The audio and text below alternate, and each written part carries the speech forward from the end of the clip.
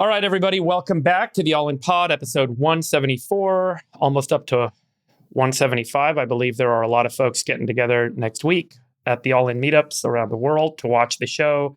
Unfortunately, JCal had an oral incident this week. He will not be joining us. I guess he cracked a tooth and couldn't make it. So he is sitting this one out. Very last minute decision. Cracked a tooth eating a bison rib at the Salt Lick in Austin, which is a true story. Freebird, I think we found an image of Jake out at the Salt Lick cracking his tooth on a rib. Let your winners ride. Rain Man David Sack. And instead, we open source it to the fans, and they've just gone crazy with it. Love you, besties. Queen of Quinoa. All right, so we are going to announce the All In Summit 2024 back to LA. We had such a great time in LA. It was a great location for everyone. We really appreciated the facilities at UCLA. This year, we're upgrading the experience once again for everyone. So the event's going to be September 8th through 10th in LA. If you haven't seen it, please watch the recap video from last year. We put it up on YouTube. And then there's all the interviews from last year are also on YouTube. We're going to have another amazing lineup of speakers this year and have a much more kind of upgraded, elevated experience for everyone. Applications are open today. So go to summit.allinpodcast.co to put an application in to join us this year. As you know, we had way more applications last year than spots. And this year, we're going to have all sorts of upgrades. We're going to have transportation to and from all the events for everyone, a concierge booking service to help you book your rooms and get you set up in LA for the trip. We're doing a full day event on the Sunday, September 8th, followed by 2 days of content, dine about town on the first night, 2 blowout parties. It's going to be awesome. So we're really excited about it. We've got a much bigger budget this year, and we're going to try and really make the experience awesome while also delivering the great content. So really excited to do this again in LA. I appreciate everyone's support of that. We had a lot of debate internally about where to take it. And we settled on going with what we know and trying to make it a little bit better this year. So anything else you guys want to say about All In Summit? And there's only one kind of ticket this year, right? That's right. So we're not doing like regular ticket and VIP. We're just doing one ticket for everyone, and everyone's going to get this kind of elevated experience. Should be cool. Sachs, just show up. Would be awesome. Hope to see you there. I want to invite a couple of speakers. Yeah, you've got some good speakers I saw. Yeah. It's going to be great. When are we going to start announcing the speakers, Freebird? We will do that in a couple of weeks. We already have a bunch booked, and it's going to be awesome. Oh, that's really exciting. That's awesome. Yeah, I know, CP, you wanted to take it somewhere else. I mean, we were in debate on Vegas, maybe going to some other country. But you went to another country. Where'd you go this week? I was in Paris, France. What were you doing there? There's like a important AI conference, and Jonathan Ross, the founder of Grok, and I kicked it off with like a fireside chat for like 45 minutes at the beginning, just to get everybody amped up and excited. Cool. Yeah, it was really good. Anything interesting come out of it? I think the soundbite that made an impact on me was from Jonathan. So I think he did a very good job of explaining where Nvidia is really strong, which is really in learning, and where Nvidia is trying to build the business, which is in inference. But the problem is the features almost compete with each other between learning and inference. And I think that was good clarification. And then the second thing is he said that if he deploys his roadmap, he'll have 50% of the available inference compute by the end of next year. Wow. Based on all the needs of like OpenAI and Meta and everybody else, which is a... Wait, but that's a smaller physical footprint, is that right? And it's just because they can do higher token per second? Less power, higher tokens per second across all the major models. So it would be meaningfully less power and meaningfully cheaper. So that was a pretty amazing soundbite. His whole explanation was actually really good. So I mean, if you listen to the spaces we did, I thought it was good. I thought this was even better. So I'm trying to get a copy of the talk, because it was taped, so that we can kind of post it. At a minimum, anybody who's interested in studying NVIDIA should listen to what he has to say, because I think the nuances between us and them are really profound, and they were pretty stark the way that he described them. So it was cool. It was great to be in Paris, frankly. How does Nvidia respond to this movement or this notion that there's an entirely different chip category focused purely on inference? Do they have inference-focused chips in development or a different roadmap that they're going to have to kick up now? I mean, I think it's very hard for them. It is a structural innovator's dilemma. And why is that? Because they've made some architectural decisions around things like HBM, which is high bandwidth memory, or specific kinds of extremely high throughput optical cables. And why these things matter is that they've gone and bought up the world supply, and they've basically bear hugged these markets as a structural part of their design. Now, that makes sense, and it's very legal. The problem is that if you architect around it and go through a totally orthogonal design process, we're not subject to any of those supply chain considerations. And I think he explained that really well. I didn't understand it in nearly as much detail as I did leaving. So I think that's an important takeaway. It's also really important for all the hundreds of chip startups and for these venture investors who are ripping money into these companies to know these differences, because if you are investing in a company that is subject to, HBM in their design decisions or these specific optical cables or a whole bunch of other things, you're going to be in a really difficult spot because NVIDIA's bought them all. So I thought that was really interesting. The other thing that NVIDIA does brilliantly is what Intel did in the 80s and 90s when they wanted to kind of choke the market for CPU competition, which is that they were able to define a metric that everybody started to pay attention to, which for them was clock speed. And if you remember, Intel would push Moore's law, and they would push transistor density and clock speed as the measurement of value. Now, for a lot of consumers, none of us knew any better. And so every time we saw a new chip, we would go through the Pentium upgrade cycle because we thought that's what we were supposed to do.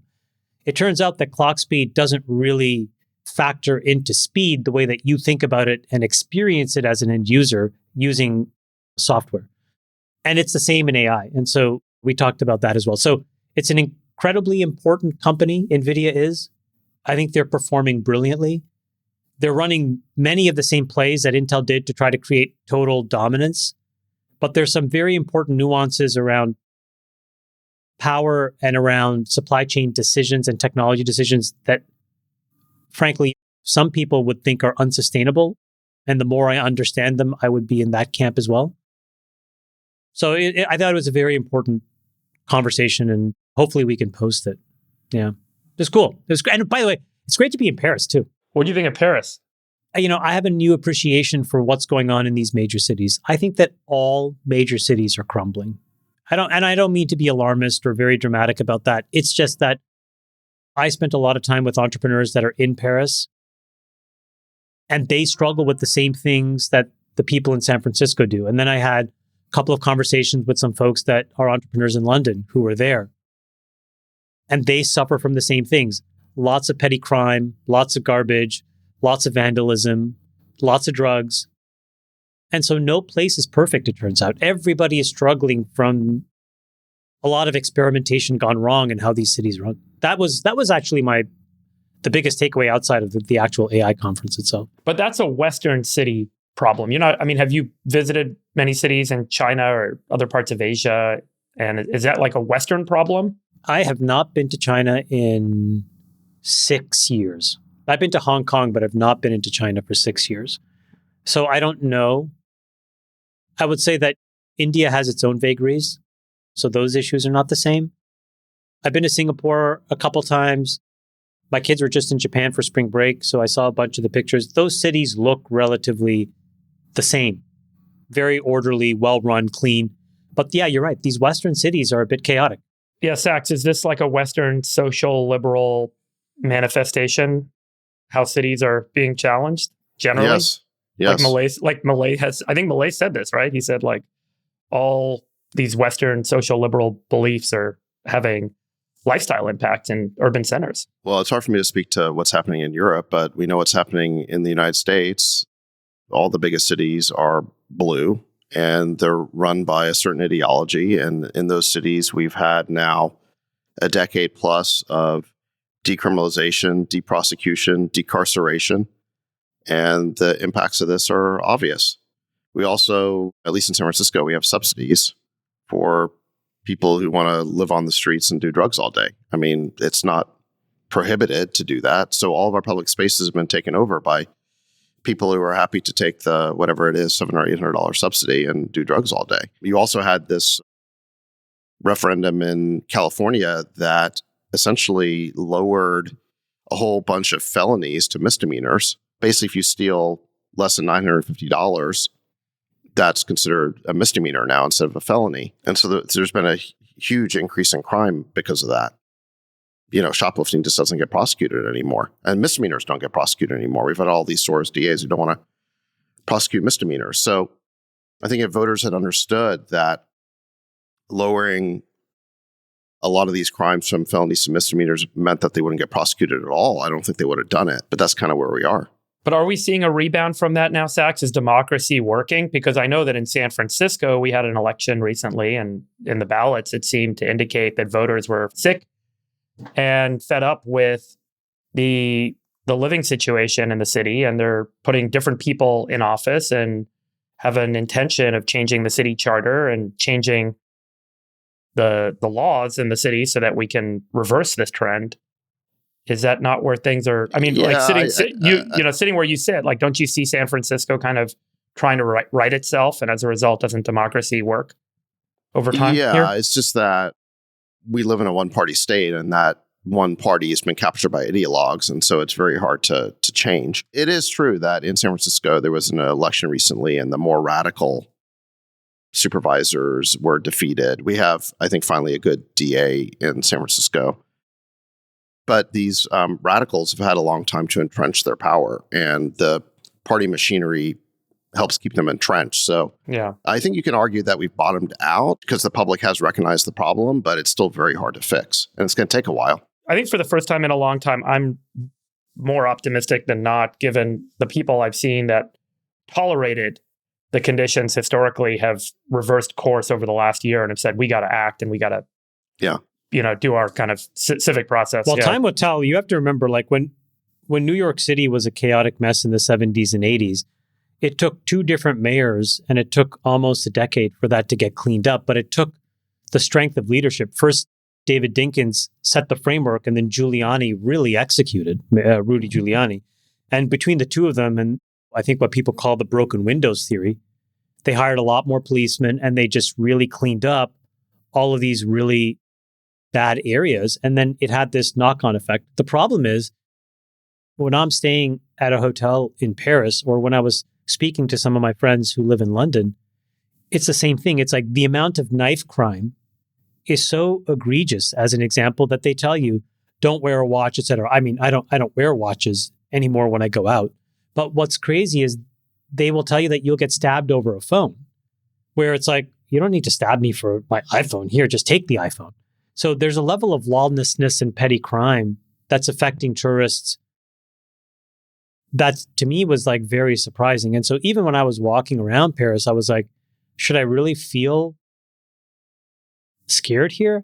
And my reaction was, no, I've never felt scared in Paris. But then what's ringing in the back of my ears are these warnings from people that have lived there for 10 and 20 years who've had this stuff happen to them. That was really surprising to me. So that stuff in San Francisco, as far as I can tell, or any major city in the West, hasn't really been fixed because you haven't had a shift in leadership yet where they've really said, okay, we're going to double down on policemen and policing, and we're going to amp up the punishment. That hasn't happened yet.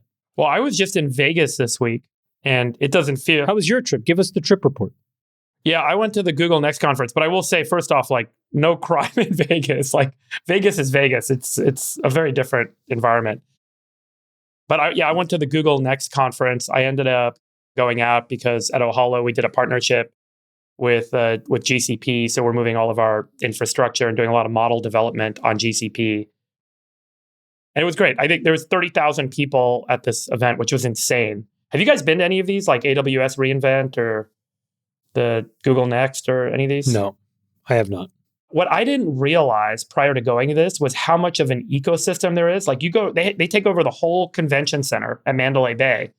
And there's hundreds of companies that have built services or build services on GCP that are there, pitching CIOs and CTOs of other companies.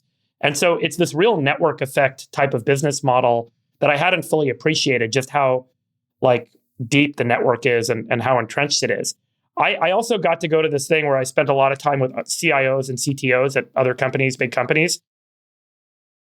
And a big takeaway for me that I also didn't realize was how most of them are not on a single cloud provider. Almost everyone I spoke with is on multiple clouds. So they're all on like AWS and Azure and GCP, and they use different aspects of each cloud.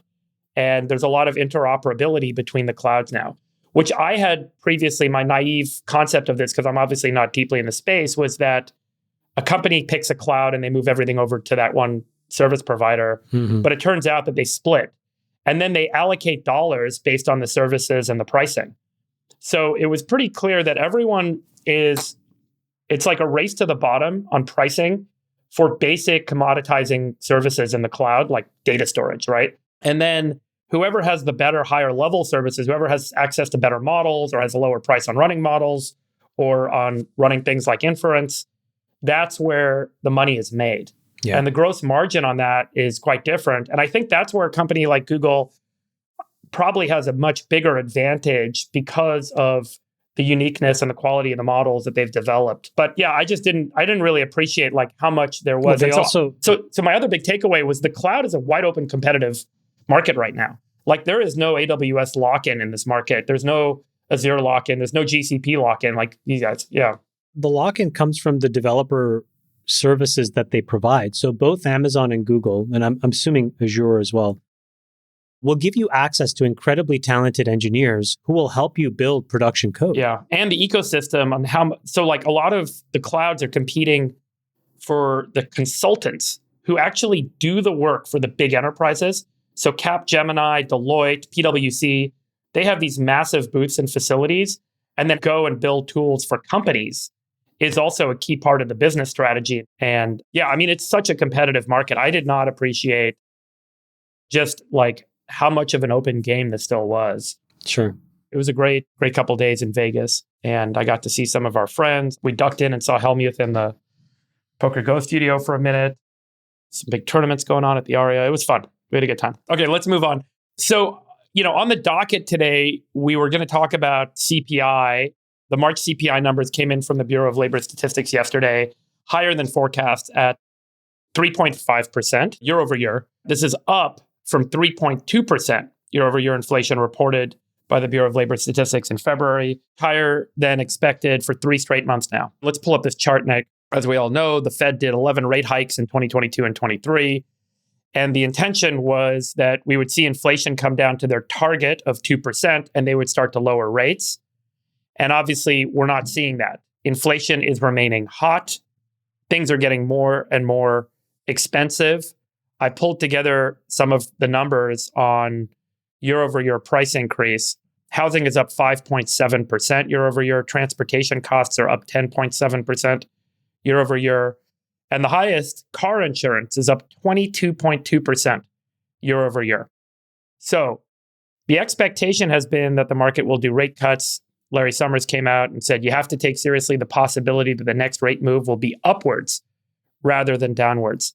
I guess, Sachs, let me ask you first for your commentary on how this plays into the election cycle. I know Biden was expecting a rate cut or several rate cuts going into the election, which usually helps the case of the incumbent. Maybe you can comment on where the election cycle might be influenced by this inflation report. Well, I think it's definitely bad news for Biden. I was expecting a Fed put this year, and really the whole market was. The market was expecting 3 rate cuts this year, which would have been really good news for Biden. And I think this latest inflation print was kind of a dagger to the heart of that expectation. And I think the Wall Street Journal put it best. It said here, Wednesday's report had been hotly anticipated because Fed leaders had been willing to play down stronger than anticipated inflation readings in January and February, as reflecting potential seasonal quirks. But a third straight month of above expectations inflation data erodes that story and could lead Fed officials to postpone anticipated rate cuts until July or later.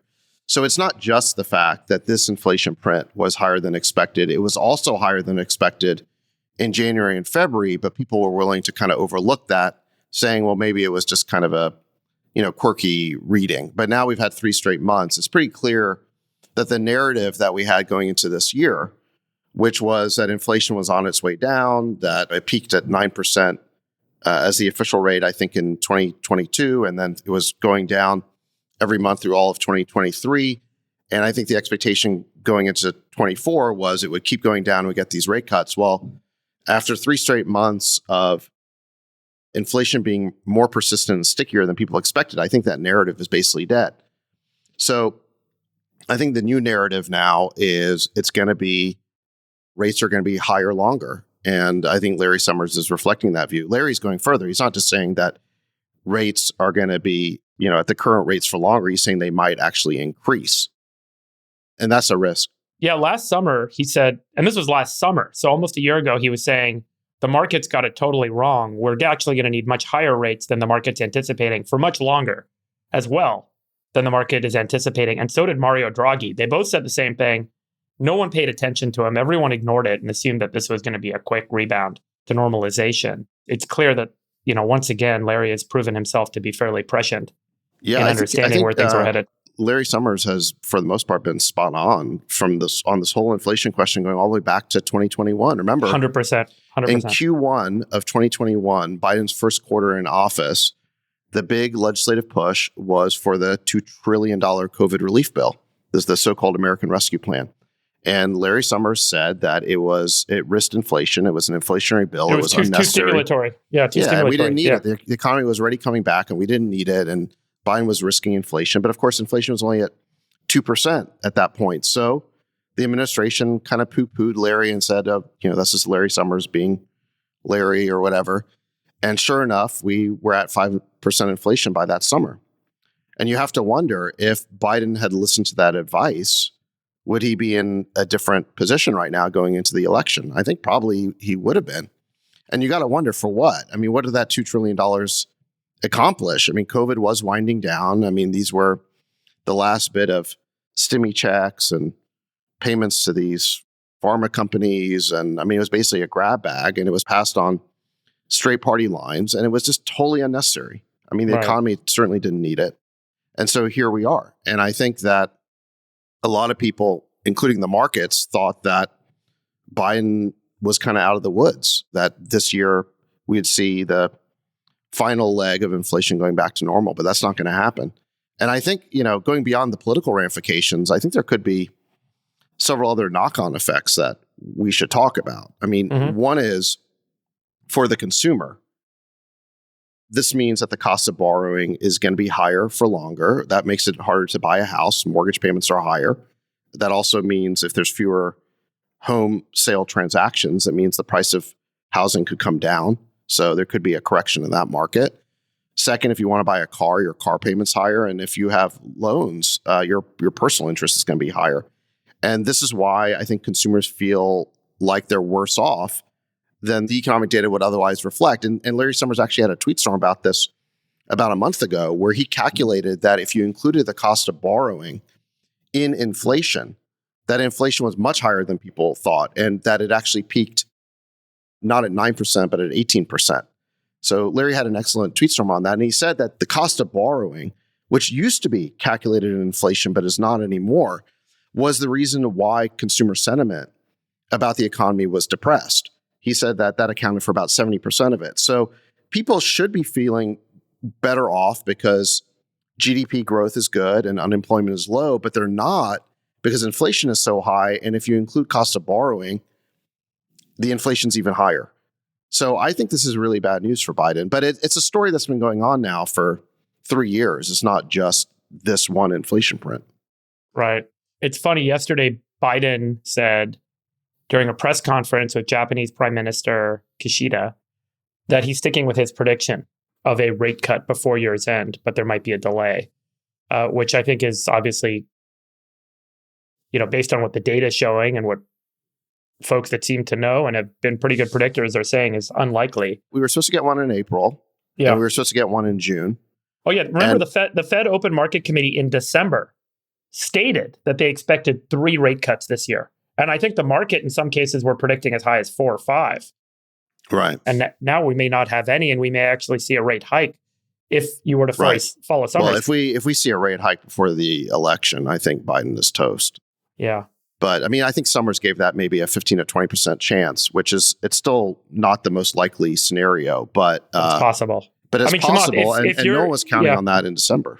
Chamath, if you're a Fed governor, and obviously the Federal Reserve Board of Governors sets the rates, they meet and they make these decisions.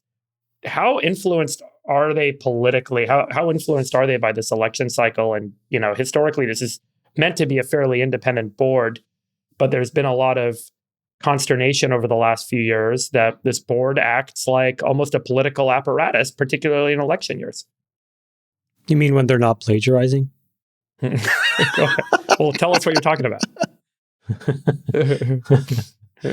It turns out that, before I answer your question, that was a joke. Nick, you can please show the tweet, but there was an article that came out that said one of the Fed governors has apparently massively plagiarized most of the work that got her to the position of being Fed governor.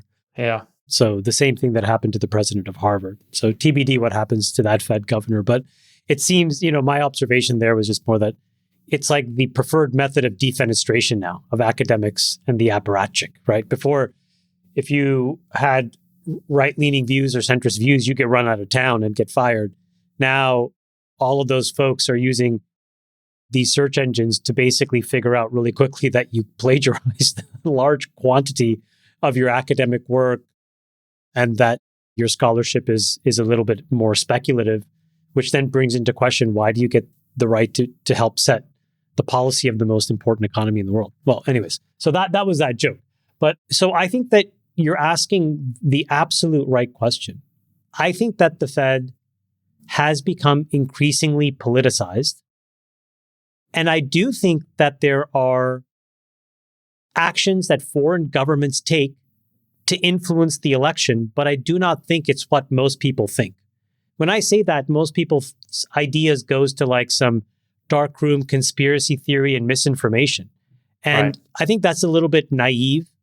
I think the more obvious way in which other governments can impact the US election is exactly how Sachs said, which is they know that if inflation ticks high and interest rates are up and consumers are under pressure and meaningfully displeased with the economy, they'll vote out the sitting administration. And so what can other governments do? They can do what they're doing. So Nick, I love this like explanation in 3 charts. Nick, chart number 1, please. What is this? So this is a core driver of inflation, which is the price of energy. And what you see here is that since the beginning of the year, oil prices have gone up, which ultimately will translate into a higher cost of doing business, right? Running your factory, keeping the lights on, keeping your home warm, getting from point A to point B. All of these things go up, which then ultimately get reflected in prices, which is what inflation is. And so that's a very bad trend. Obviously, we had a lot of really good stuff happen through the course of last year, but it's largely reversed itself. So it's important to double click into this and figure out, well, who's driving this? Is it just a random act or is it a systemic set of decisions? And it turns out it's systemic.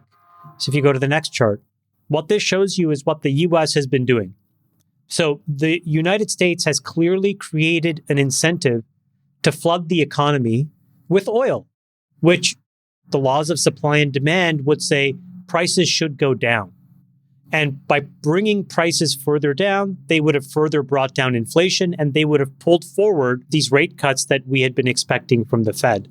The problem is that the rest of the world actually said, no, hold on. And that's what you can see on the next chart. So for every time we were trying to increase production, all of these other countries have been cutting production. And this is the change in the OPEC plus crude production targets of 2024. So what you see here is for every barrel of oil the US would pump out of the ground, more than that 1 barrel of oil would get actually restricted by all of these countries on this list, which is just to show you that these countries have a very specific view about how they want that energy market and that's just one market, but it's an input, a key input into inflation and rates to work. So you're saying that the OPEC has a price per barrel price target, and they're able to manipulate production to maintain that price target. So while the US is trying to lower the price per barrel. These other countries are able to have a stronger influence and balance out Right. production to get. Yeah. When you make these cuts like this, prices will go up because OPEC Plus is meaningfully bigger. The sum of all the parts of OPEC Plus is meaningfully bigger than just the United States on its own. Yeah. And so the United States may amp up a few 100,000 barrels a day, but if OPEC cuts by a few million barrels a day, you see what you saw in that first chart, which is the price will go up. And that's largely why prices have gone up. So I think why this happens is because when they see the United States trying to manage inflation and manage global rates, right? Because US rates are not just for the United States. They're the trendsetter for everything else. I think that in part there's a decision that this rate philosophy, the economic philosophy, the political philosophy, if they wanted to support that, what they would do is actually also keep prices where they were or increase production. Right. But by reining in production, what you're essentially doing is voting against that entire apparatus, right? So the OPEC and all of those countries, and those decisions are not made by an oil minister, let's be honest. They're made by the leaders of those countries, whose decision then gets reflected by the minister of petroleum or oil in all of these countries, is a vote against Biden and the United States government and the politicization potentially of the Fed. And then the last comment is just that when you look at the reverse repo rate, which is a fundamental measure of liquidity, what you also see is liquidity very quickly getting sucked out of the system, which is also generally a system health check that the Fed uses to make sure that the system is operating as required. So in totality, what I see is that there is a structural disillusionment with the current administration, and where people can make decisions in their own best interests versus the collective interests of the United States and a broader framework that the US may represent are voting against it. And so this is why the idea of a persistent inflation rate is a lot more credible than it was 6 months ago. And I think, just the last point, and I think it's just what Sachs says, which means that we're probably now on balance 50-50 between a hike and a cut.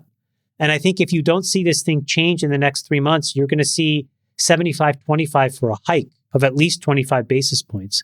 And I do think David's right. I don't see how the sitting administration in any government will be able to withstand the onslaught of electoral displeasure if rates are 4.5%, 5%, and 6% going into November. Chamath, if that is, I think everything you said makes sense. Going into this election, rates are high and or going higher.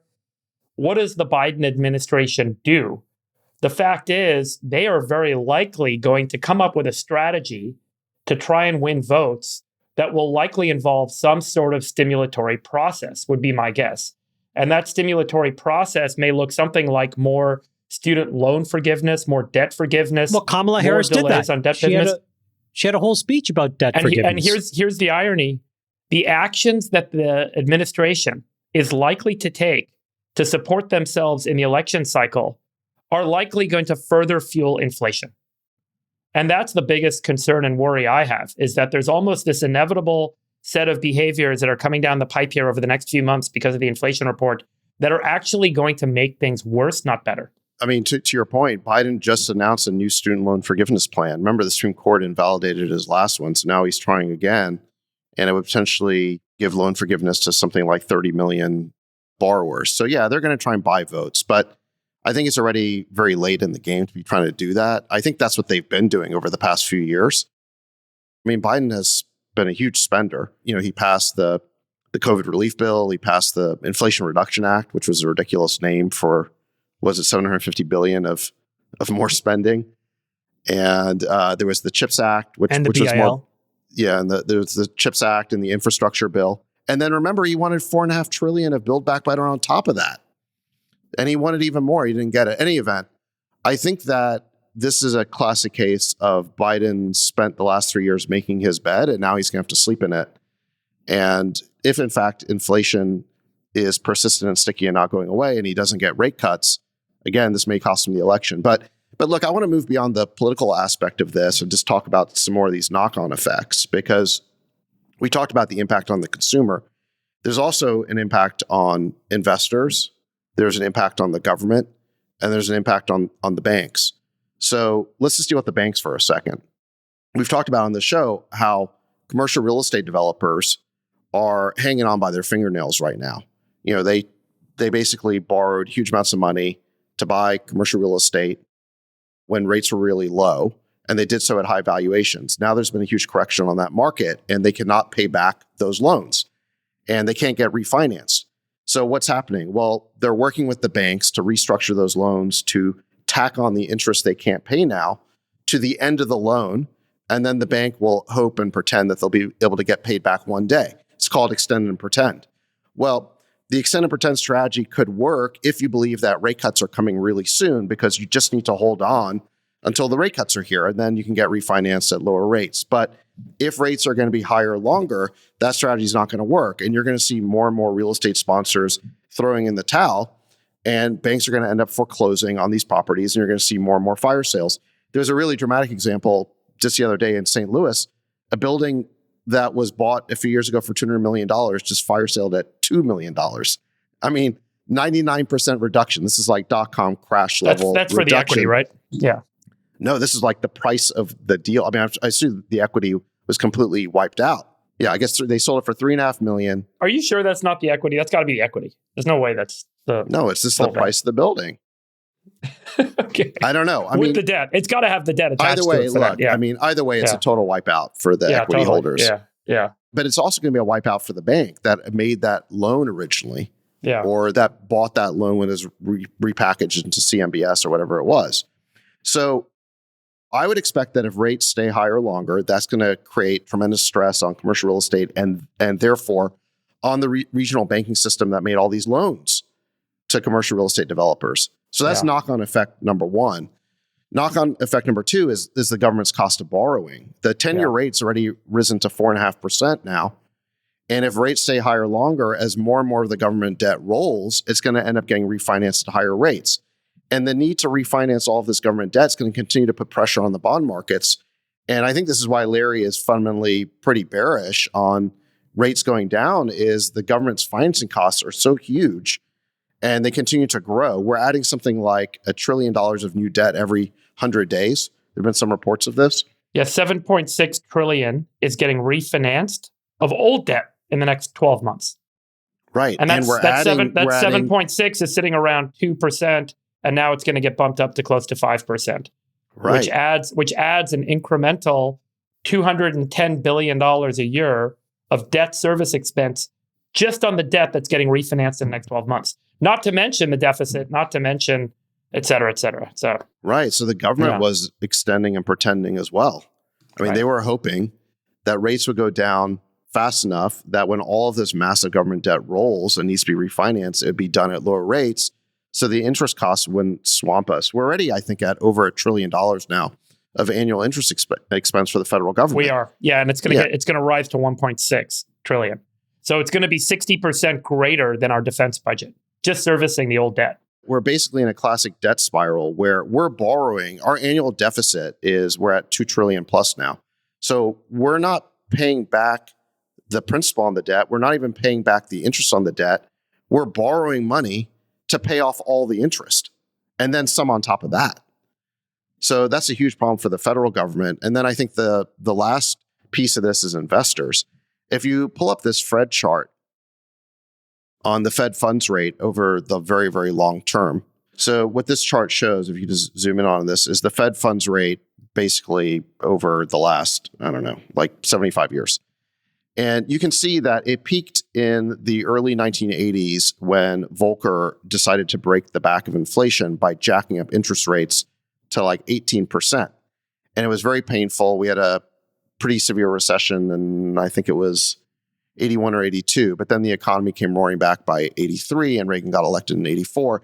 In any event, that began a period of declining and low interest rates for investors, again, starting in the mid 80s, and it continued all the way through, especially through, I think, the post GFC period, and then this COVID period where we had zero interest rates for a long period of time. And you can see the last spike we've had was when the Fed decided to jack up rates to 5% in response to inflation. So the fact that we've got this persistent sticky inflation suggests that this whole, you could call it really almost a 40-year period of declining and low interest rates may be over. And when interest rates are going down, it creates a huge tailwind to the stock market and the bond market because the discount rate is lower. So stocks and bonds are going to be more valuable. Well, if we're in a long-term environment that's more inflationary and rates have to stay higher longer, that's not great news for investors. It hurts the stock market and it creates in the private investing world, like VC and real estate, it creates a much higher hurdle rate. So it's harder for private investors to justify fundraising. So, I think it's too early to say that this 40-year trend is over, but I think it could be. And the reason for that is just the huge pressure of government borrowing crowding out private investing and this sort of ever-present need to keep issuing more and more debt at higher and higher rates to make it more attractive is going to create, I think, just very bad conditions for investors. So, Chamath, let me ask you if you concur, given that today, where we're sitting as of recording right now, towards the end of market on Thursday, April 11th, the NASDAQ is sitting at an all-time high, and the NASDAQ is up 1.6% today. Following this inflation report yesterday, what's the disconnect in the market on why investors are buying equities, given that we're likely going to have persistent higher rates, and as a result, multiples should compress, particularly in growth stocks, and why the NASDAQ's kind of firing up? I think it's important to look at what stocks are actually lifting the NASDAQ, just like what stocks are lifting the S&P 500. And we've seen this. There's a massive dispersion. There's like 7 or 8 companies that matter and 500 odd companies that don't matter much. And so the reason why things go up in an environment like that is irrespective of the economy, money managers are paid to deploy money. And I don't know if you guys saw this, but Nick, maybe you can find it. I linked to it in my newsletter last Sunday, which was an article about the fact that the global amount of total available equities to buy is shrinking, right? So if you think about that, what that means is that the number of dollars is growing, right? Linearly, and in some years, it seems exponentially. But then a certain percentage of that finds its way into the equity markets. But when the equity markets continue to shrink and there's fewer and fewer things to buy, prices will still go up irrespective of the underlying justification. So I think that the thing is, you can't look at these things as a sign per se. If you look at commodities as a different example, Nick, I sent you this. Commodities are up, broadly speaking, 30% since the beginning of the year. I think the reality is the following. Countries are feeling increasingly uncomfortable with the decisions that the United States are making, whether that's its position to keep funding the war in Ukraine, whether that it's the continued instability in the Middle East, whether it's posturing with China, whatever it is. And so every country is now making a very different calculation about what they want to do. And I think how it gets reflected is that they're optimizing for their own economies. And what that yields is each of them trying to make as much money as they can in the short term.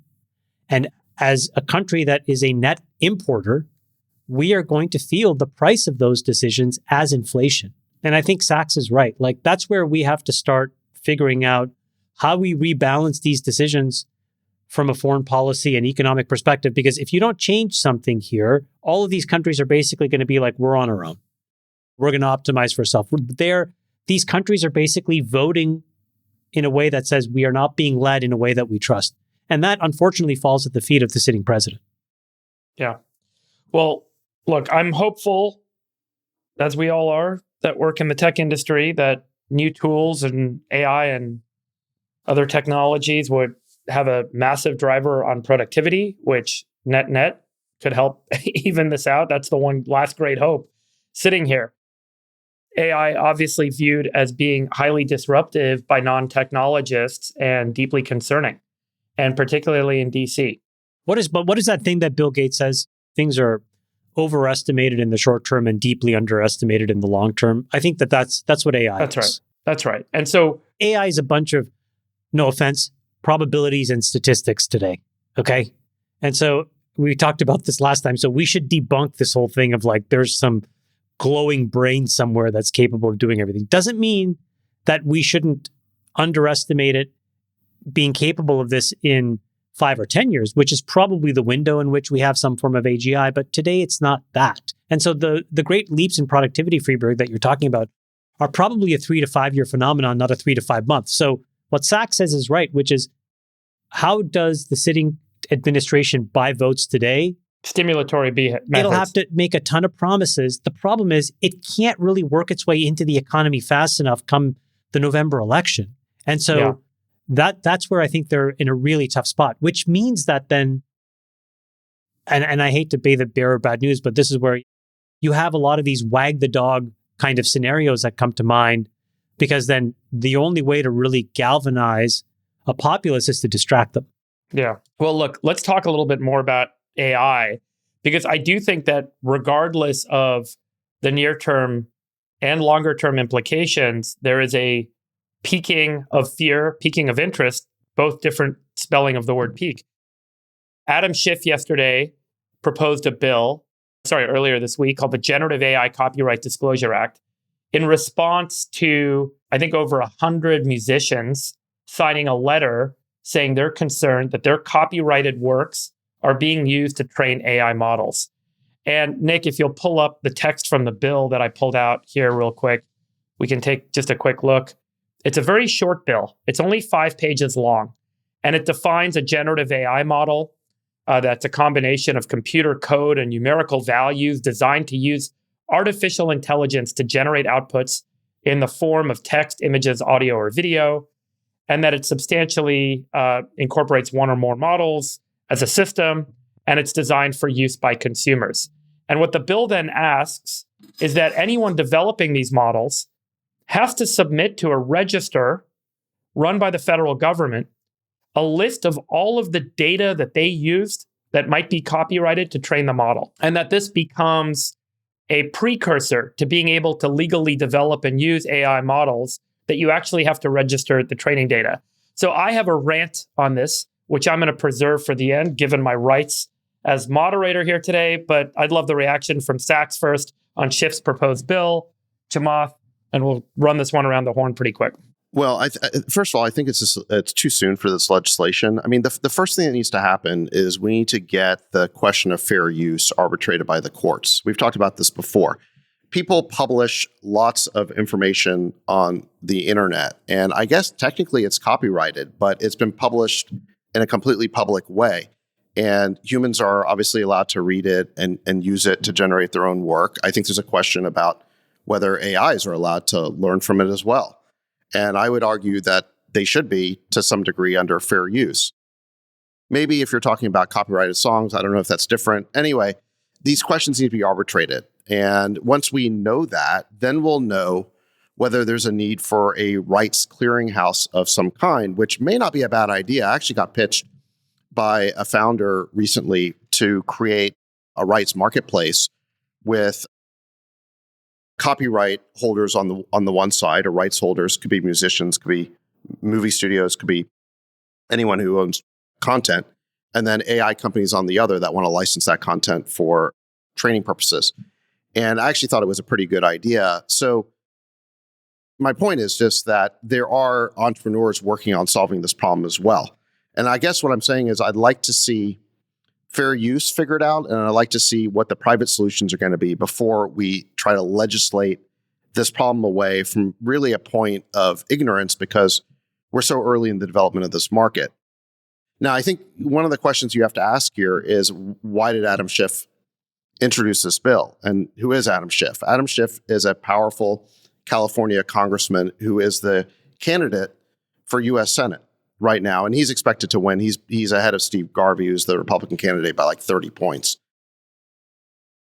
Schiff is, in addition to being a vicious partisan who's known for Russiagate, he also is a prodigious fundraiser. And when he's not in front of the cameras, he's very effective in closed doors, appealing to the key special interests in California that matter.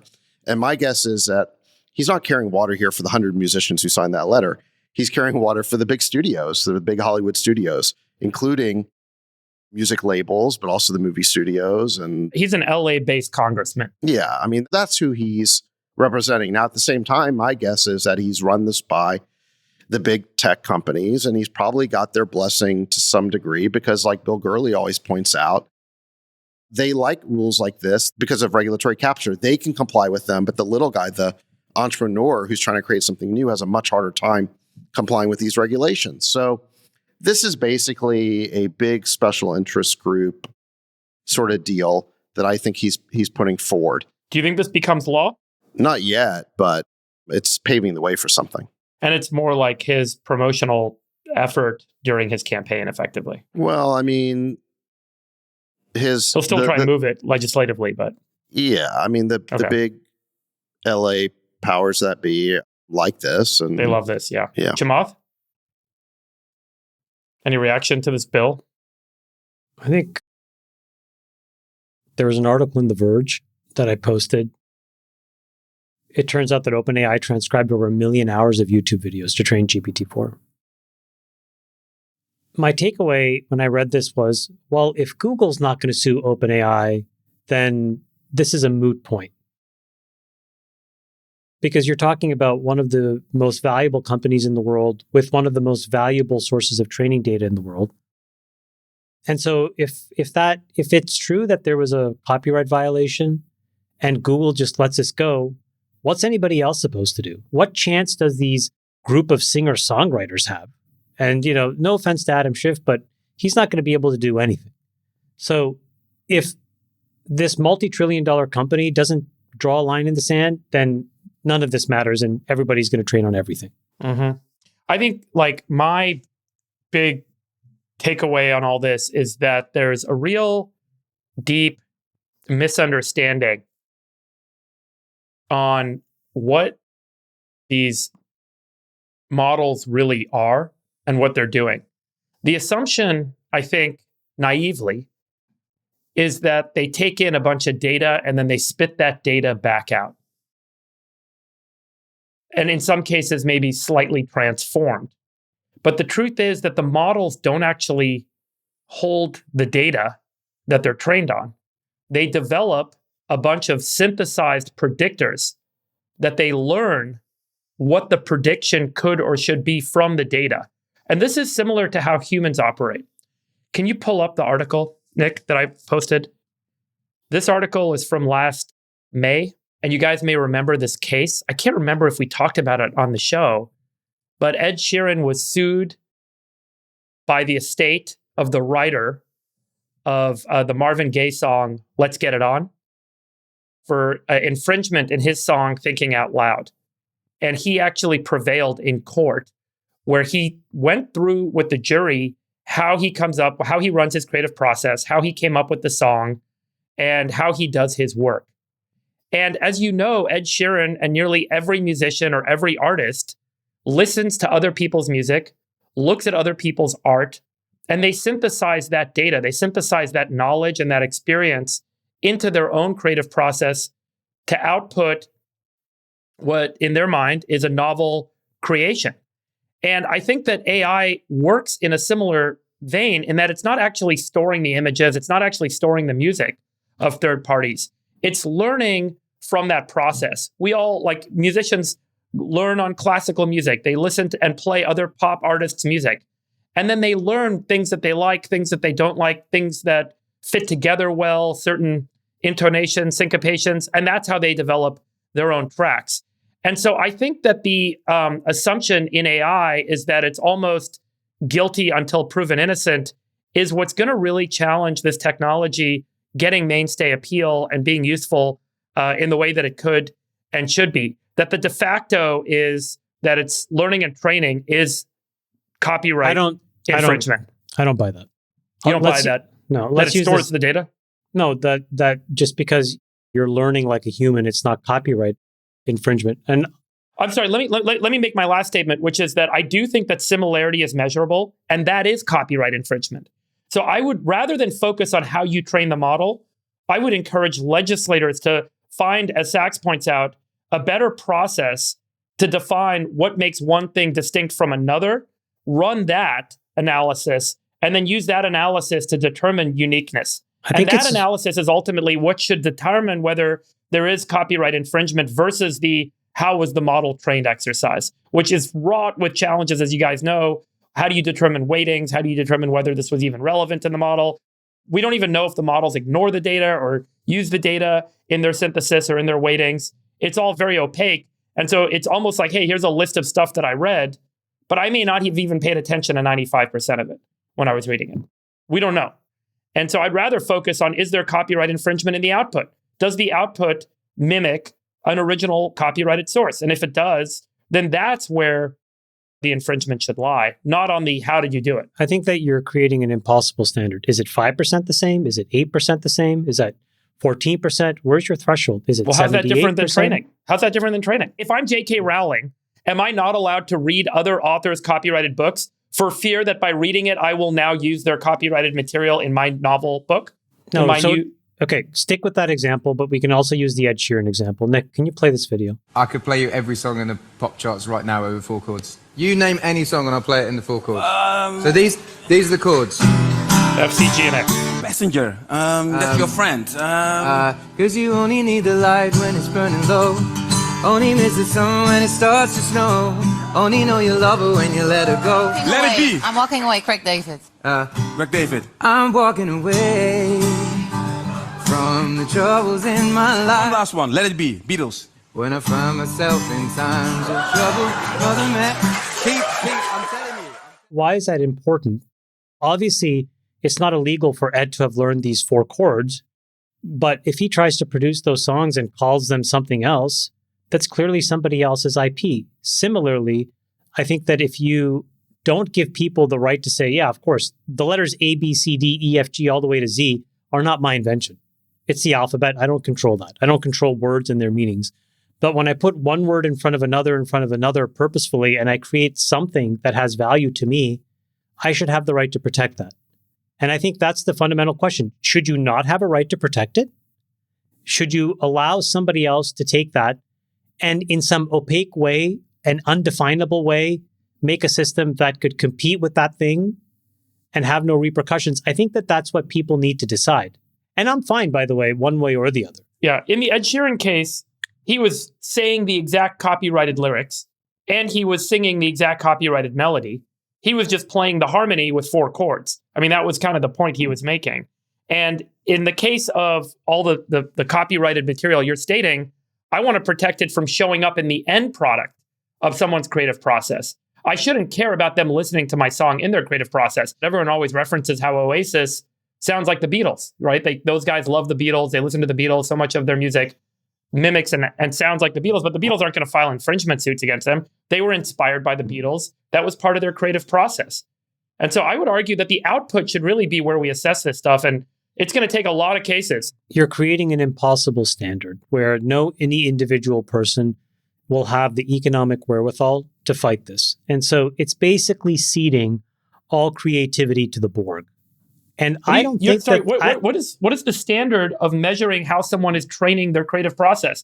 Your standard is I got to go. I don't think this is. I got to go listen. I got to go. You got to tell me every time you, as an artist, listen to a song, and then I'm going to determine whether or not you are listening to copyright music and making your own music. That's basically what we're asking for here with this bill. That's not what I'm not talking about the bill. I'm talking about this idea that if you train a system that can actually automate a task for you based on some learning that's unique, you should be able to uniquely protect your ownership. For example, we have a different set of ways in order to protect processes that are unique to you, which is you can have a patent or you can have a trade secret. But if you strip all of this stuff away where some system can, in an automated way, do anything for you and replicate a whole bunch of work that it sits on top of to be able to do that without any repercussions, I think that that's a very important explicit decision. And what I'm saying is you cannot expect individual people to go and fight these little battles against these big multi-$100 billion companies.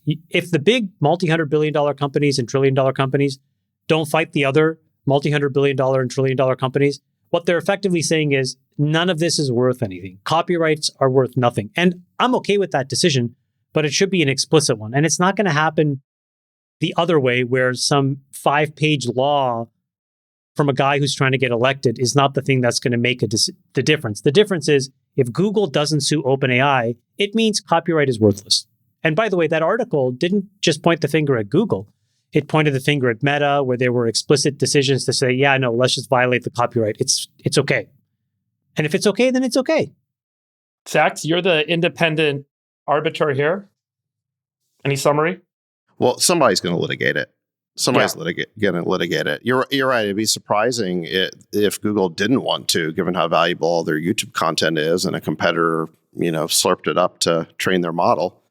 But somebody will litigate this. It could be these songwriters. Who knows? And then we're gonna get some messy arbitration around fair use, and it's probably going to work its way up over the different circuit courts. You'll probably get different judgments, and finally the Supreme Court will resolve it. And then we'll kind of know where things stand, and then there'll be a legislative fix. I don't know where it's going to end up. I mean, I know what JCal would say if he were here. I'm sure he's like chomping at the bit to be part of this conversation. He would say that creators deserve to get paid for their AI rights, and that if you want to make money training a model on their content, you got to compensate them. I buy your argument too, which is you're not really violating their rights for the AI model to read their content and analyze it, which is what it's really doing, as long as it doesn't output a violation of their copyright. And that's what all artists do. That's what all humans do. The creative process is one of initially synthesis. You learn from other people's works. You learn from the environment around you. You learn from the world that you're exposed to. But there was compensation in those other models. There was not. You don't. Of course there was. Oasis never paid the Beatles to listen to their music. They no, bought but the album. radios. No, that's not true. They listened on the radio. They may not have paid, but some advertiser paid for an ad. The radio station had to pay ASCAP and BMI. There was publishing rights. There was all kinds of other rights. So that's not true what you're saying. What I'm saying is it's not copyright just because I trained my process. My point is somebody got paid. So that singer-songwriter did get paid. They may not have gotten paid by the listener, but in this example, nobody's getting paid.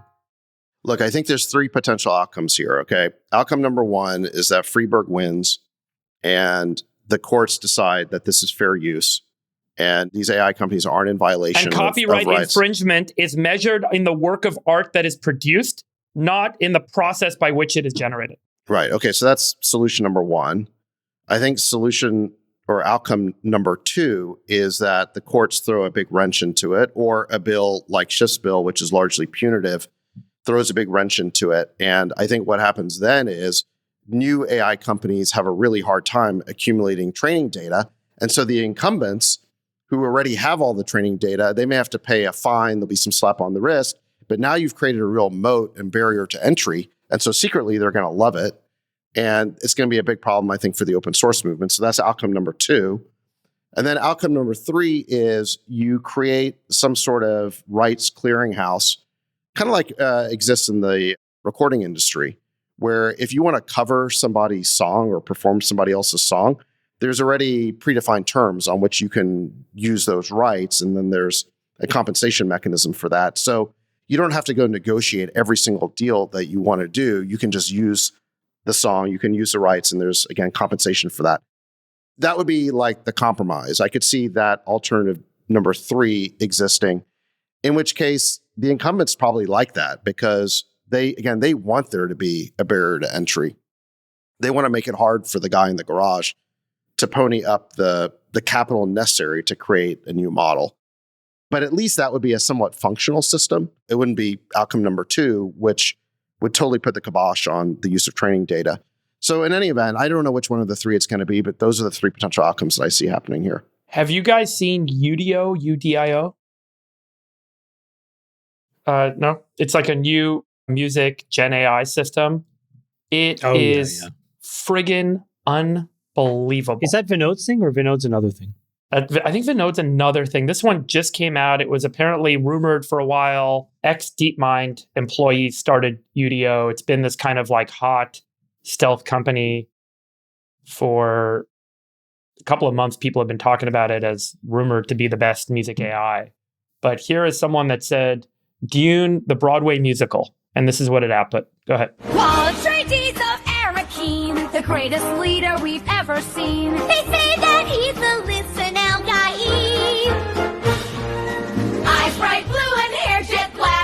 see him ride on a sandworm's back.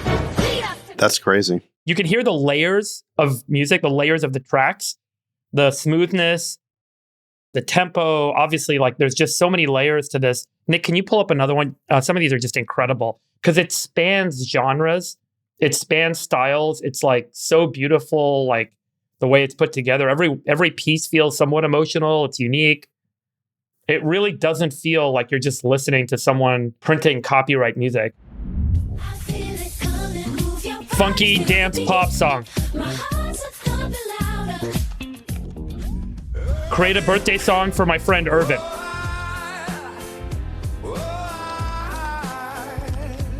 Create an Irish folk tune with violin and instrumental.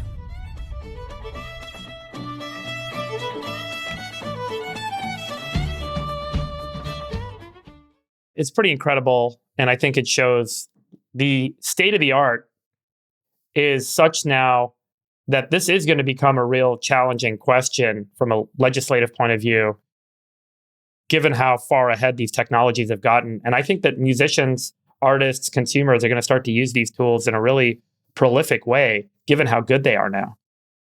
I heard from someone that just sat for hours creating tracks that they listened to on Udio the other day. And so you're basically just playing your own music all day long. It's really incredible. Anyway, exciting times. Hopefully all the lawsuits and the legislators don't get in the way of all this innovation because it's moving really fast and we should just kind of see where it goes before trying to clamp down on it. Totally. Mm-hmm. Guys, I want to talk about, as you know, this like emerging trend that we've been talking about offline about drones in warfare. Recently, we saw small drones controlled by the Houthis attack cargo vessels in the Suez Canal. It led to rather large-scale supply disruptions, economic value destruction. We've seen videos. Sax, I think you have one. We can pull it up and take a look of Ukrainian-controlled drones flying in to destroy tanks and large warehouses in Russian-held territories, causing tens of millions of dollars of damage. I think we're seeing the acceleration of the changing face of warfare technology, lots of these small form factor, low-cost, autonomous physical agents. And I think there's a bunch of implications, both with respect to war, but also how we spend money on defense and how Silicon Valley is involved in response. Sax, I'd love to hear your points of view. Maybe you can highlight for us some of the things you've been seeing in the utilization of these new technologies in the war, given you're our in-house war correspondent. And you obviously do some work in Silicon Valley. Go ahead. I've heard a lot about the impact of drones just by watching the coverage of the Ukraine war. I was listening to an interview with an American mercenary who's fighting on the side of Ukraine, and he described how ubiquitous these drones were on the battlefield now. He said that you literally can't get out of a trench to go to the bathroom because a drone will basically get you. And he said they're buzzing around. They sound like mosquitoes because they're kind of just everywhere on the battlefield. Both Ukraine and Russia have them. And several months ago, going into this year, Zelensky said that this would be the big game changer for Ukraine. They're going to make 1 million drones. I don't think it's worked out that way. It turns out that as many drones as the Ukrainians have been able to put on the battlefield, the Russians have even more because they're able to mass produce them in factories. They've got bigger drones, better drones. And I think the most important variable in the war so far with respect to drones is that the Russians have pretty advanced electronic warfare. And so they've been able to jam a lot of the Ukrainian drones, whereas the reverse has not been true for the Ukrainians. So I would say that drones have been a huge factor in the war, but so far the balance there is tipping towards the Russians as it is in so many other areas as well. But to your larger point, there's no question this is the future of warfare. And you're seeing that it's creating a lot of opportunities for asymmetric warfare. So, for example, with the Houthis, they've been firing cheap missiles and drones at our ships in the Red Sea. And we've been having to spend $2 million air defense missiles shooting down $2,000 drones. So if that continues and we don't have a good response to this problem, it's going to really change the balance of power. I don't know if this was at our summit or if I heard this later from some senior person in the military who said that aircraft carriers are outdated technology, like they don't make sense anymore. And we're going to see a shift towards lots of small, autonomous, drone-like systems on the battlefield taking out targets. And as a result, if you game theory this out, the necessity for defense systems against large amounts of swarming drone-like systems.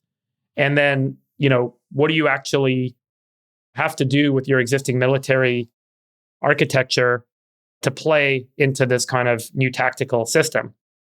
And then that's going to require a massive evolution in technology. And is the United States prepared? Should Silicon Valley play a role? They should be. We should. Maybe Nick, you can throw up the first link that I sent you. But 8 years ago, I came to this conclusion and I invested in this company called Saildrone, which is autonomous drones in the seas. Our customers include the U.S. Navy. The chairman of our company actually is Admiral Mike Mullen, who's the former chairman of the Joint Chiefs of Staff. But these drones are capable of going into some of the most dangerous places in the world and collecting enormous amounts of surveillance data and information that otherwise takes the United States government lots of time and lots of money and is pretty scattershot. And instead, with these things, you can be constantly in hotspots. And if you go to the next one, so much so that, we've deployed some of these drones in the Middle East, and there was a point at which the Iranian Navy intercepted 2 of our drones and picked them up. And this was kind of like a global thing a few years ago. But I really believe in this trend. And I think that we have an enormous responsibility to be funding these things. These are really complicated systems to build, obviously, and they take lots of time. So these are not overnight successes, Friedberg, and they take lots of money, which is hard to come by as well. But these are absolutely the right kinds of businesses because eventually, at a minimum, you are building systems that can measure and collect enormous amounts of really critical data so that people can make better decisions, which hopefully is measured in saving life, right?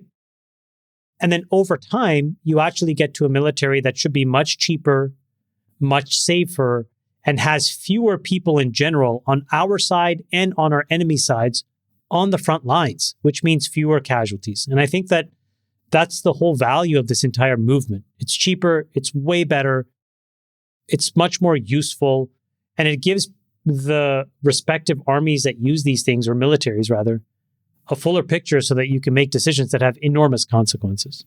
Yeah, and in February, the Department of Defense, on a panel in Arlington, Virginia, briefed reporters and industry folks on their interest in growing their partnerships in Silicon Valley to access the necessary technologies that are going to rewrite the face of warfare. I don't know about you guys, but I've seen kind of 2 sides of this in Silicon Valley. A good number of venture capitalists and entrepreneurs and technologists think that it's morally incorrect to support warfare technology. And then there are a few that are going blazing ahead with supporting this new evolution in these technologies.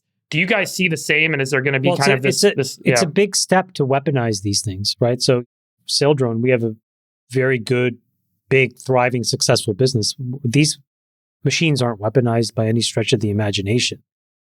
And so I think that comment is more genuflecting and virtue signaling than it is real. Because in order to even be legitimately considered for some kind of like armed, unmanned product, you have to be deep inside of the bowels of the DoD and Pentagon and have been working with them for years to even be taken seriously. So the startups that are like eschewing those deals are not even close to those deals. And the startups that are close to them are probably being much more quiet and thoughtful and hush-hush because the path to do that isn't legitimate unless you've been in business with these folks for 10 plus years. Yeah, I think it's more a commentary on the fact that if this is where an organization, the Department of Defense, that has $1 trillion annual budget is going to be allocating resources, that technology is going to need to come from somewhere. And the investors in Silicon Valley that are making these investments are likely going to outperform those who are not. Does that sound reasonable to you, Sachs, that there is this shift underway and that, again, folks who have shied away from defense technology are necessarily going to be left out of a kind of a new industry that's emerging in Silicon Valley? Well, I guess the way I would put it is that the U.S. government spends over $800 billion every year on defense, and it's not clear what we're getting for that money because in Ukraine, for example, we've run out of artillery shells. We've run out of Patriots. We've run out of Javelins. We've run out of Stingers. So we're spending all this money. We're not getting a lot for it. And part of the reason is because the defense industry is consolidated down to these 5 prime defense contractors who are basically an oligopoly. And we have this cost plus procurement system where they just raise their prices every year and the government pays it.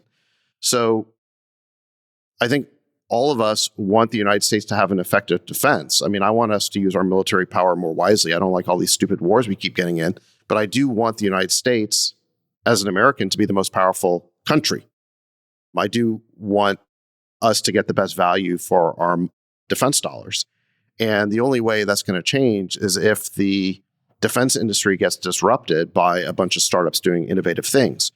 And there's no question that I think drones are the future of warfare. To your point about autonomy, I think that is where this is going next, is that right now the drones are typically controlled by, somebody with like a VR headset. They're called teleoperated. Yeah. Teleoperated, and they're FPV, this first-person vision drone. And you basically strap some sort of explosive onto it, and then you drive it into whatever your target is. Yeah. Those types of drones are easier to disrupt by electronic warfare because if you can disrupt the signal from the teleoperator, then the drone basically doesn't know what to do. And so you're right, the next step here is autonomous systems that can be programmed with a target and can find it on its own, make decisions on its own. And then they also build in some shielding against some of this like jamming technology or this EW, electronic warfare technology. So that's where all these things, that's where the battlefield of the future is headed. And in a weird way, if you think about humans becoming a smaller and smaller piece of the battlefield and autonomous drones becoming a larger and larger piece of it, these wars become resource wars and That's right. basically technology wars. That's right. Which may or may not be good. I don't know. But by the way, so this is the point I wanted to make. If you pull up this chart, if that is where warfare is headed, is a large number of small autonomous systems that go and find a target and try and execute a mission. And, in the case of Ukraine saying they want to have 1 million, China might say, I want to have 100 million. All of these systems are dependent on lithium-ion battery systems. Today, 79% of lithium-ion battery production comes out of China. The US is only 6.2% of global lithium-ion battery production. And China has talked about scaling up drone manufacturing to a level that the US simply cannot even contemplate in its industrial architecture today. So it seems to me that if that is where warfare tactically is headed, that China has a huge leg up and is going to become a critical point of dependency for the United States to develop an arsenal necessary to be competitive in this kind of next evolution of warfare. I will say that if you then game theory this out, like how do you defend against these autonomous electronic systems? There's a technology called EMP or electromagnetic pulsing, where, as you guys know, if you run a very high current electric field, you can actually send out and emit a pulse that then when it hits electronic circuits far away, induces a high electric current in those circuits and short circuits them. So EMPs are a defense system that allow you to take out electronic systems. And this has been, kind of a part of warfare since probably the 1960s, 50s, but targeted EMPs and targeted systems for eliminating all of these autonomous systems becomes a new defense technology that I know several startups in Silicon Valley that have been funded with a lot of capital by folks that we all know very well that are kind of pursuing this. We don't have a choice, because I think the point is that if Nick, you just post this photo, we have an enormous human capital problem with the military, which is there's just not enough folks enlisting anymore. So we don't have any choice except to automate and become drone dependent. Just tell us these numbers, Chima. This is a chart from the Department of Defense that shows military enlistments looking back from about the 1970s through today. And these are two lines that are just going from the upper left to the lower right. And so we're at all-time lows with respect to the number of people that actually want to join the military. And so if we are supposed to, as Zach said, be this very sharp fighting force, then all of the money that we're spending needs to get allocated into things that can be remotely operated. We don't have a choice. Yeah. I mean, so Freeberg, you asked the question, how do we defend against these drones? Yes, there's EMP technology. If you want to use an EMP, you better make sure there's not any planes nearby because it will take them out of the sky. You better make sure. By the way, there are now you can target EMPs in a narrow cone, which is part of the technology evolution. You better make sure you don't hit any of your own stuff because you'll fry Right. the electronics on those unless you EMP harden them, which by the way will happen. I mean, if the US gets really good at sending out EMP pulses, then our opponents will start EMP hardening their drones. But in any event, yes, it's a category of defense. So is electronic warfare. The one defense investment I've made is actually in this idea of how do you defend against drones. And it's a startup where I led the seed round called Allen Control Systems. And they have a product called Bullfrog, which is a gun turret that uses a standard M240 machine gun, but it's got a scanner next to the machine gun that is searching the sky for enemy drones. And it uses computer vision to recognize them, and then it just shoots them down like very quickly. And it seems to me it's maybe not the only way of doing it, but it's a really good way of doing it because you could mount these things to a vehicle. I mean, imagine in the future that we have these autonomous drones everywhere that are basically assassination drones. How are you going to stop them? I mean, how do you move the president of the United States around? I mean, in his caravan, you're going to have, his caravan is going to have some sort of electronic warfare system on it to basically prevent drones, but it's going to need some sort of last line of defense where you can actually shoot a drone out of the sky. Or he stays in his basement. So, Sax, you don't have any moral trepidation around investing in defense technology, just to be clear. Right? Well, I'd have to think twice about investing in a weapon. This is more of a defense technology. This is defensive in nature, where you're trying to take out a drone that would be attacking one of our bases or installations or convoys. So this is fundamentally defensive in nature.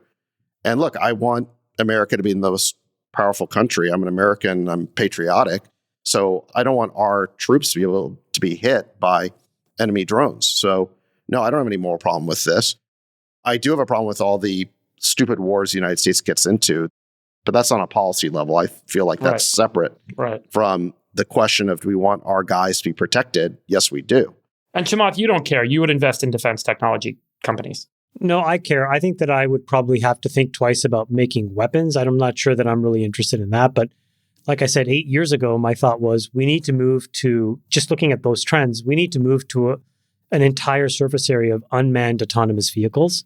And I really liked this idea of a class of machine that's there to surveil and collect all the important data so that you can make better decisions. And it's taken us 8 years, but we're firmly entrenched now. I think the fact that both of you highlight a degree of trepidation, and you guys are like fairly outside of the middle bounds of how Silicon Valley would think and make decisions, indicates like why so much of Silicon Valley has deep concerns about investing in defense technology. And the US, despite having the best technology, may be challenged by the fact that our Silicon Valley technologists and investors are held back on pursuing these evolutions because of a moral suasion. And I think it is something that the Department of Defense has highlighted. I want to be clear, though. Yeah. It's never like we've been faced with that choice. And the reality is, like, if the choice is stay small or scale up and be really big, it's hard to turn away from that decision. Mm-hmm. But that choice isn't a realistic one. This is why I was saying, I think it's, you can come into it with the moral framing, but I do think that Sachs is right, which is if you believe that America should be the most important country in the world and you have the ability to help it be that, eventually some of those decisions will come in contact with this kind of decision. And usually, though, it takes many, many years before that's realistic. And to be honest, from what I've seen, the opportunity to pursue that is generally so financially remunerative that everybody's like, okay, I think we have to do it. I don't have a problem with investing in a company like Anduril. I mean, America needs defense companies. in order to maintain its defense. And the problem right now that we have is there's these 5 prime companies that are antiquated and really expensive, and we need startup disruptors to that. So I'm not like morally opposed to it. And in fact, I think it's probably a good thing. I think my concern would be, I don't really want to be part of the military industrial complex. I feel like it might like corrupt my views on things. Like I don't want to. No, you'd want war. You'd be girding for war. Yeah, like I don't want to feel because that's your demand gen. That's I don't want to feel an incentive to be like these generals who go on CNN and Fox News and justify every single war. That's my biggest fear as well. It's like it's one thing to be investing in a bunch of companies where we're sitting around hoping for cheaper clicks on Facebook and Google. It's an entirely other thing to sit on the board of a company and hope for war. That's a horrible place to be, I think. On that point, that's a great point to wrap on. Guys, this has been fun.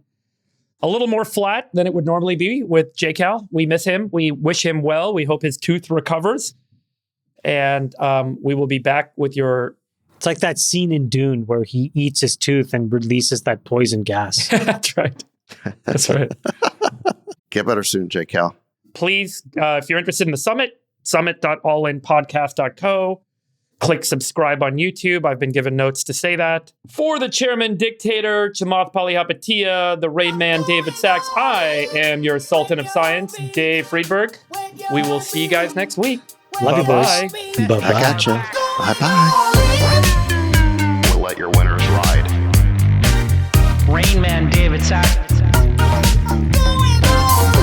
And instead, we open source it to the fans, and they've just gone crazy with it. Love you, besties. Queen of Quinoa.